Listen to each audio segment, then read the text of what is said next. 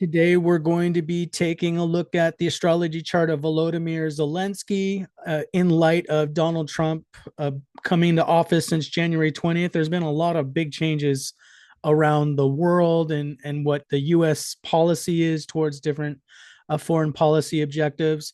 So, Donald Trump recently announced or suggested that they're going to pull back the funding for Ukraine and that he's going towards a peace deal with Zelensky and Putin.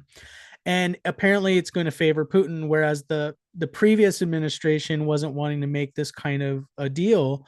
So it's going to be important to look at: is this situation going to get better? Is it going to get worse? All that being said, it doesn't have a lot of international consensus at this point. So Canada has come out with statements, the European Union's come out with statements, um, where they really were supporting Zelensky in his position. So we'll take a look and see what it shows in Zelensky's chart. I'm just going to refer to him as Zelensky throughout the rest of the reading, just so you know. So those of you that are new to my astrology channel, make sure you like and subscribe. I practice Vedic sidereal astrology with my interpretive lens, of course. My goal is 10,000 subscribers. Thank you so much for all the new subs, all your support, purchasing readings, all that helps my channel. I still have a very small channel, but it's growing with the help of all of you. If you're interested in a personal private reading, check down below for details. They're very reasonably priced. And just as a reminder, this astrology readings for entertainment purposes only. All these statements about Zelensky, Volodymyr Zelensky, or Putin, or Trump, or whoever gets brought up, these are just my interpretation of the astrological energies. So let's go ahead and talk about Zelensky. Let's bring up the astrology chart. What we're going to do is we're going to be looking at the astrological period, which is known as the Vimshottari dasha, first to kind of get an idea of what kind of period he's in. And then we're going to be looking at even the Jaimini period to kind of get an idea of also what astrology period he's in. So let's go ahead and pull up his chart right now. In Vedic astrology, they use these things called they have these timelines called mahadashas or antardashas, which are the subperiods. So let's talk about that. So currently, the calculation is over here with the Kala software I use. Zelensky's in a Moon Mahadasha, and Moon Mahadasha is about 10 years long, by the way. Moon Mahadasha, Mercury Antardasha. Okay, and he's in this period, this Moon Mercury period. That started in May of 2024. So May of 2024. And it's going to last until October of 2025.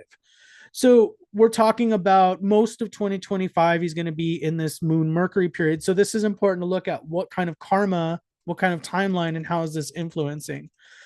First of all, I want to look at Moon. Let me write that again just so we remember. Moon Mercury. And that this is going to be, remember, until October of 2025. So the first thing to notice, Moon, it's in its own sign of Cancer, the third house, which isn't bad in and of itself. The issue with this is Moon is very influenced by Mars.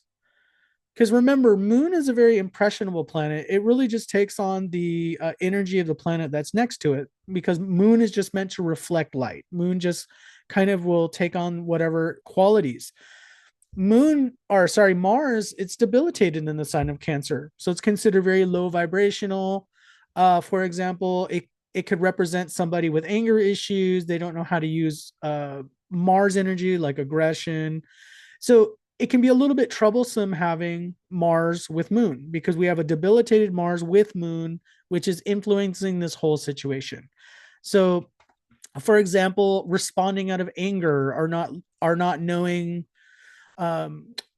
There's issues with anger with debilitated Mars. Either someone can overcompensate or undercompensate and suppress their anger as well. So there's just these issues with the application of how do you use this Mars aggression.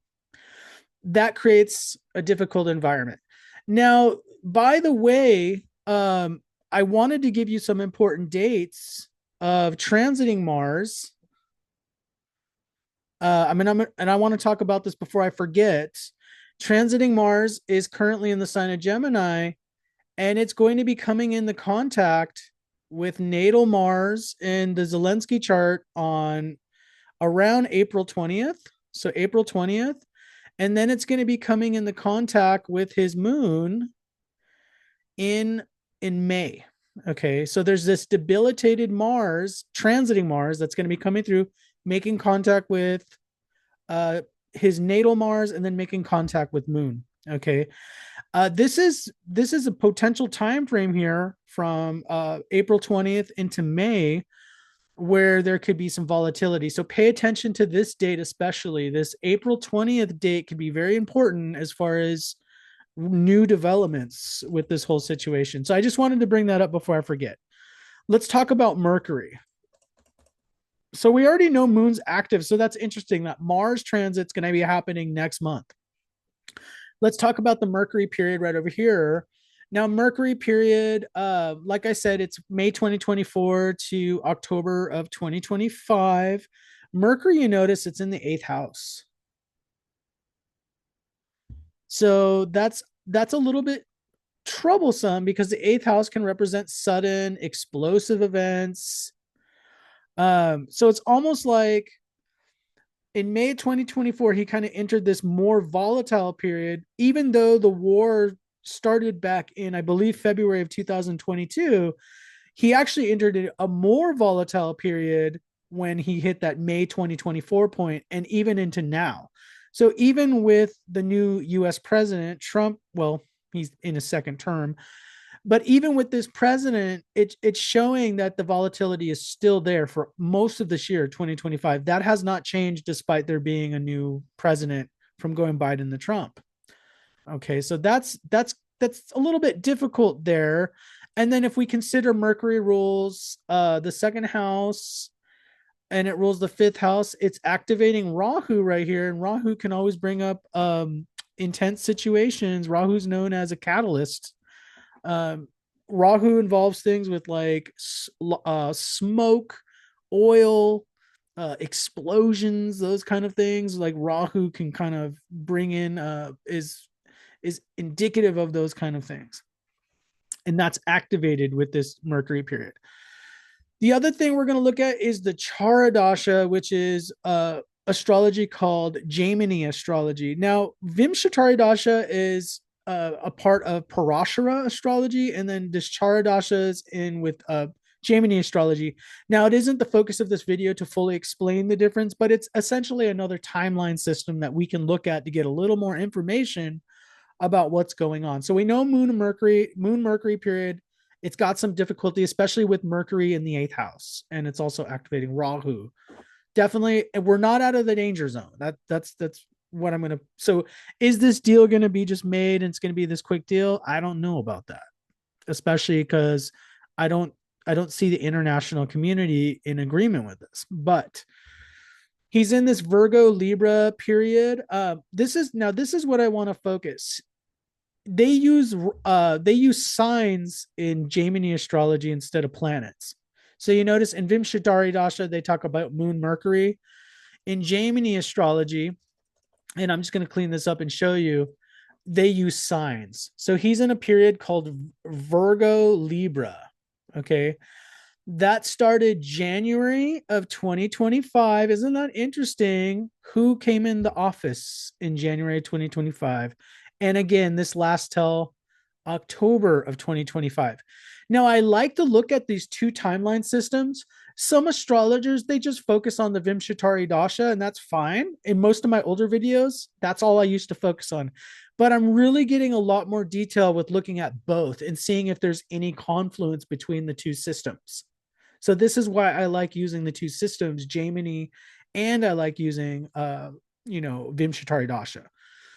So Virgo Libra, let's go look at it. So we're going to look at signs. Now, there's also this thing called padas in Jaimini astrology. So basically the house, like a house can be activated, and then padas can be activated within the house that represents those energies of those other houses. Okay, so I'll explain it when we talk about Virgo Libra. So first, let's focus on Virgo. Virgo's over here, fifth house. So he just entered that. Look at this fifth house. It usually represents fifth house represents sporting, represents celebrity. It can represent children, but we got Rahu there being activated. We do got Rahu, and Rahu, remember, can bring in sudden events. The Rahu can even represent the new US president. It can represent Trump in ways, because you notice it started right in January 2025. So there's this massive change of plans that's happening, because Rahu is known as a disruptor. Rahu comes in, disrupts things. Okay. A lot of times, Rahu, when a Rahu person comes into your life, you might hear people say, this person's the devil. This person's evil. This person, because it's a shakeup. So Rahu brings in the shakeup energy. If you look over on the padas over here, and this is what they use in Jaimini, you'll see it's activating the eighth pada. Again, that sudden shocking energy that's in play from January to October. Isn't that interesting? Along with the Vimshottari dasha with Mercury in the eighth house. So if anything, it's actually gotten more volatile with the new US president getting in. It's gotten a more volatile situation. I don't feel like it's gotten actually into a more manageable situation. It's gotten more volatile, actually, even though the rhetoric sounds like it's going towards peace. It sounds like, on a rhetoric level, who doesn't want peace? I mean, everyone wants peace, right? But there might be other things going on. Okay. Eighth house can represent a lot of secrets, a lot of secrecy, a lot of things that the public doesn't know. Zelensky knows, because the eighth house, it's his eighth house that's being activated. He knows these secrets about what's going on behind the scenes that we might not know.